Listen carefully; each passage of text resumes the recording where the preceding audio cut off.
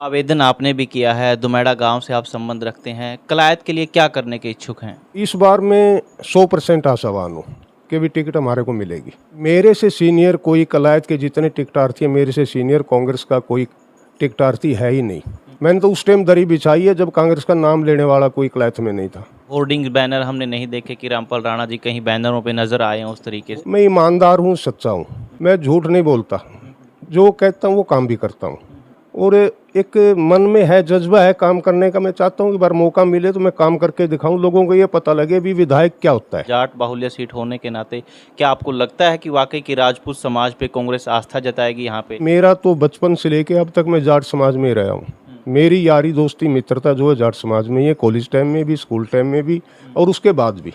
नमस्कार, आप Kaithal bag news देख रहे हैं। मैं हूं अजय। हरियाणा कांग्रेस ने सभी टिकटार्थियों की सूची जारी कर दी है और उसमें जब आप कलायत का कॉलम देखते हैं तो उसमें 29 कैंडिडेट मिलेंगे और 23वें नंबर पर नाम है रामपाल राणा का। फिलहाल मेरे साथ ही मौजूद हैं।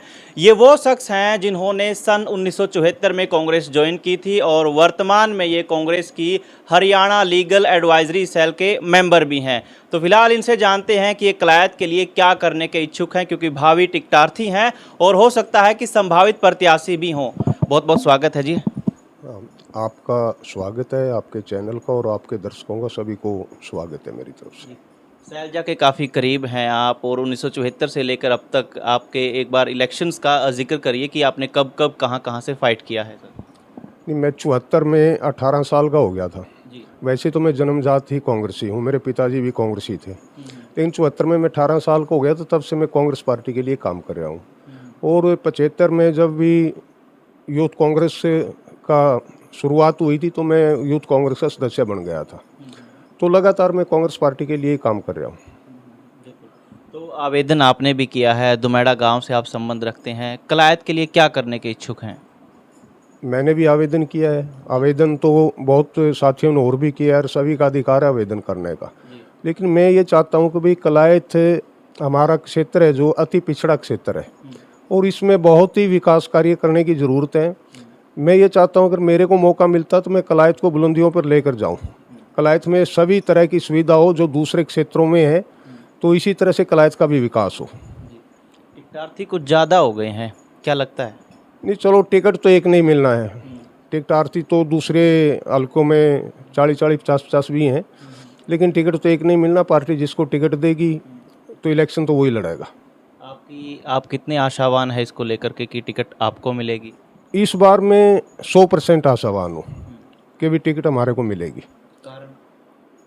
मेरे से सीनियर कोई कलायत के जितने टिकटार्थी हैं, मेरे से सीनियर कांग्रेस का कोई टिकटार्थी है ही नहीं। मैंने तो कांग्रेस में 74 से लेके उस दौर में काम किया जब कलायत में कोई कार्यकर्ता ही नहीं थे, गिने चुने हम 10-15 लोग ही थे। मैंने तो उस टाइम दरी बिछाई है जब कांग्रेस का नाम लेने वाला कोई कलायत में नहीं था। तो मैं एक अच्छा कार्यकर्ता, पुराना कार्यकर्ता होने के नाते मैं सोचता हूँ कोई पार्टी मेरे ऊपर ही सोचेगी कि भाई इतना पुराना कार्यकर्ता है और वैसे भी काफ़ी समय हो गए हैं, तो भी मैं सोचता हूँ कि शायद पार्टी मेरे को टिकट देगी इस बार। हल्के में जब प्रदर्शन करने की बात आती है, मांगे युवाओं की रोजगार को लेकर मांगे उठाने की बात आती है, तो आप कहीं नहीं दिखे इस दौरान, क्या कारण रहा? नहीं, ऐसा नहीं है कि मैं कहीं नहीं दिखा। एक काम करने के अपने अपने तरीके होते हैं। जहाँ भी मैं पहुँचा हूँ तो वहाँ मैं पहुँचा हूँ और मैंने अपनी आवाज़ उठाई है। जनता की मांग भी उठाई है, बेरोज़गारी की भी उठाई है। ये सभी तरह के मुद्दों में मैं शामिल हुआ हूँ। ऐसा नहीं है कि मैं शामिल नहीं हुआ।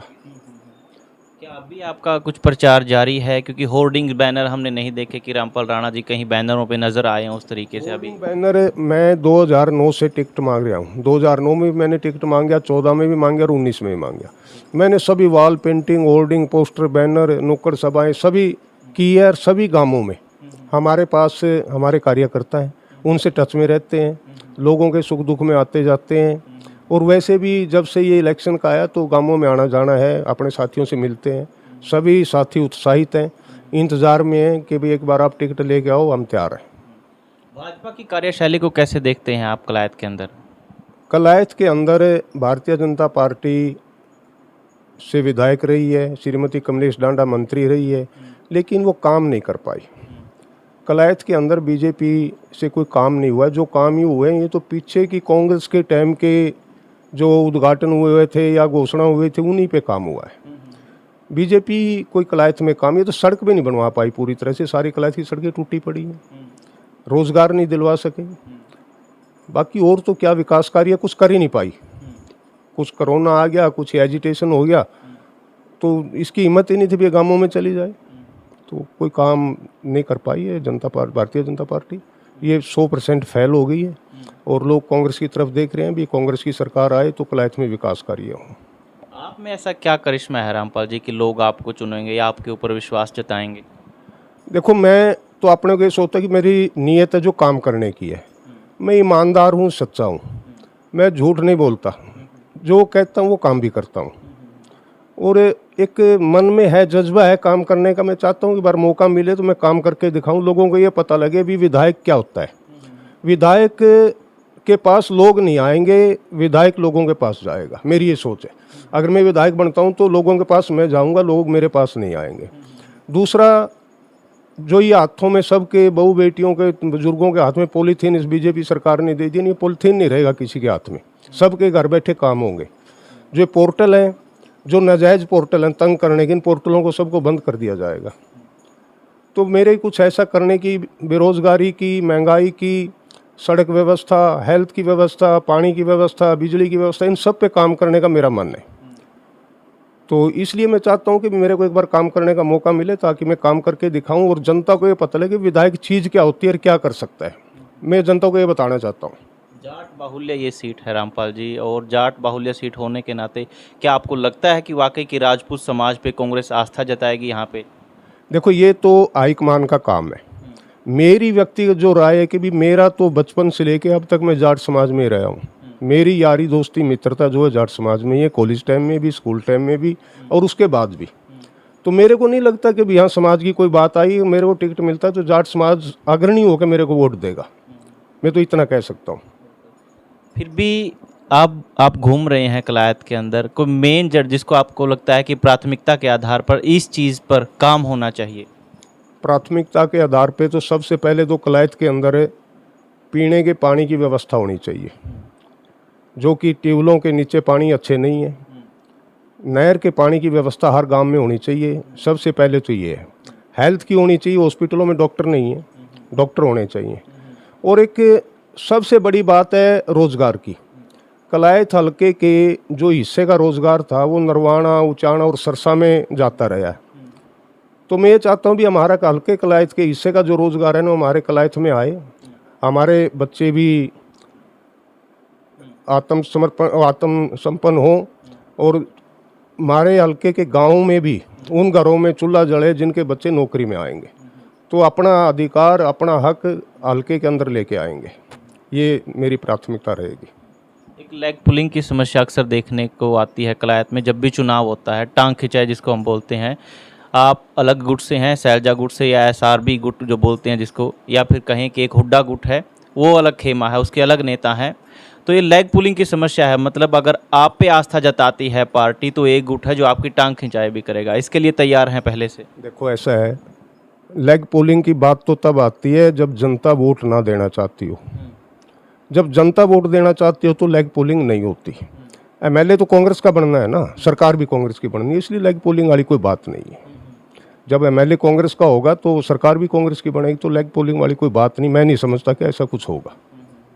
राजपूत समाज से एक और नेता आते हैं और उन्होंने भी नामांकन किया हुआ है, क्या लगता है उसके बावजूद भी, क्योंकि वो थोड़ा सा सीनियरिटी में ऊपर पड़ते हैं, वो पूर्व विधायक भी रहे हैं? नहीं, चलो देखो, टिकट तो एक को ही मिलनी है, वो किसी भी समाज में मिले। हम तो कांग्रेस के सिपाही हैं, कांग्रेस पार्टी के लिए काम करेंगे, वोट देंगे, जिसको भी पार्टी टिकट देगी उसके लिए काम करेंगे। रही बात सीनियर की, सीनियर तो मैं भी उसके बराबर ही हूँ, एज फैक्टर में भी हूँ और जब से पार्टी में काम कर रहे हैं तब भी हूँ। वो अलग बात है, अभी वो MLA बन गए, मेरे को टिकट नहीं मिली, मैं MLA नहीं बन पाया। हमारा हल्का रिजर्व था, वो ओपन से थे। हमारा हल्का पहले ओपन होता तो शायद मैं भी MLA बन जाता। तो सीनियरिटी वाली भी कोई ऐसी बात नहीं। हाँ ठीक है, MLA बन गए हैं वो 2 बार, वो अलग बात है। तो लगता है उम्मीद है पूरी इस बार? पूरी उम्मीद है, पूरी उम्मीद के साथ है। इस बार तो मेरा मन ही कह रहा है कि भी टिकट ही मेरे को मिलेगी। तो बहुत बहुत शुक्रिया रामपाल जी इस पूरी बातचीत के लिए। धन्यवाद। तो रामपाल राणा मेरे साथ मौजूद थे और बताया पूरी तरीके से आश्वस्त हैं और 100% इनका आश्वासन है कि वाकई पार्टी इनके ऊपर आस्था जताएगी, लेकिन ये बातें कितनी सच हो पाती हैं, ये बातें भविष्य के गर्भ में हैं। फिलहाल कैथल बैग न्यूज़ के साथ इतना ही।